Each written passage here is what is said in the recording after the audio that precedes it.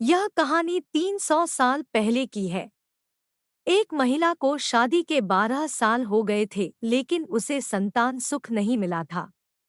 बच्चे को पाने के लिए उस महिला ने न जाने क्या क्या उपाय किए थे। डॉक्टरों के पास गई थी, बाबा भक्तों के पास गई थी। जिसने जिस मंदिर, जिस मस्जिद, गुरुद्वारा या चर्च में जाने के लिए कहा, उस हर जगह गई थी। जिस भगवान का नाम लेने के लिए कहा, उस भगवान का नाम लिया था, और जितने उपाय या उपवास करने के लिए कहे, सब किए। कहते हैं ना कि अगर दिल से और तन मन धन से कोई चीज चाहो तो मिल ही जाती है। इस महिला को भी उसकी तपस्या का वरदान उसके बेटे के रूप में मिल ही गया। 12 सालों की दुख, दर्द और पीड़ा अपने बेटे का चेहरा देखते ही सुख, खुशी और संतुष्टि में बदल गया। लेकिन अभी शायद उसकी तपस्या बाकी थी, शायद भगवान को अभी उसकी और परीक्षा लेनी थी। जब उसका बच्चा 1 वर्ष का हुआ तो एक दूसरी महिला ने उसका बच्चा चुरा लिया।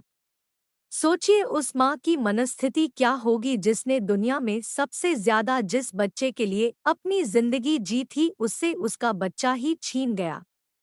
उसे ऐसा लगा जैसे किसी ने उसका बच्चा नहीं, उसके शरीर से उसकी आत्मा ही चुरा ली हो। उस दिन से उस माँ का जैसे खाना, पीना, सोना सब छूट गया था।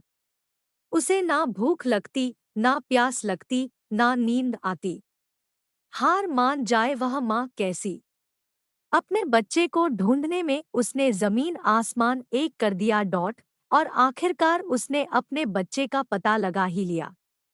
वह पहुंच गई उस चोर महिला के पास अपने बच्चे को वापस लेने के लिए।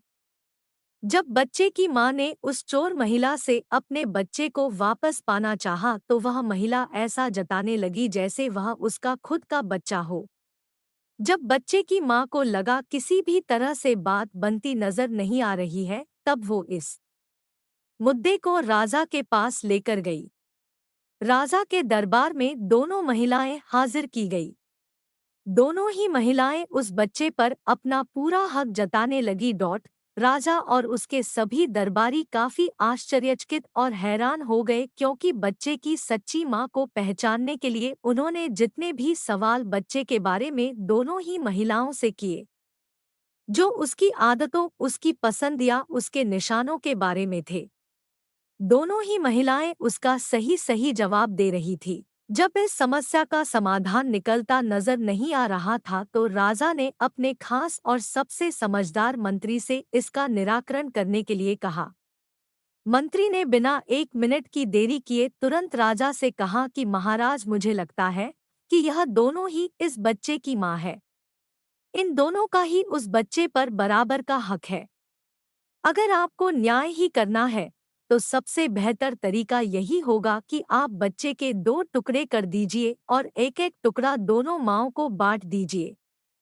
आगे की कहानी जानने के लिए हमारे YouTube चैनल को सब्सक्राइब करें और बेल आइकन को ऑल कर